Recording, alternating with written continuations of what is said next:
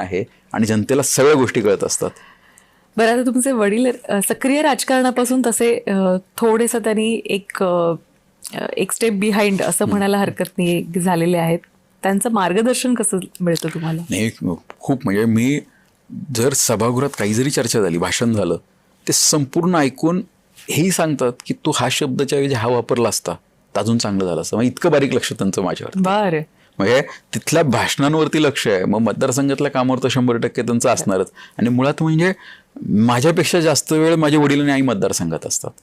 म्हणजे जे रोजचे छोटे मोठे कार्यक्रम असतील, सुखदुःखाचे कार्यक्रम असतील, महत्त्वाच्या काही घटना, कुठे एखादी वाईट चांगली घटना घडली तर त्या ठिकाणी आई आणि वडील आजही जातात. त्यामुळे ते ॲक्टिव्ह नाहीत असं म्हणणं शक्य नाही. ते 100% ॲक्टिव्ह आहेत. फक्त एकच आहे की प्रवासात ते सहभागी आहेत.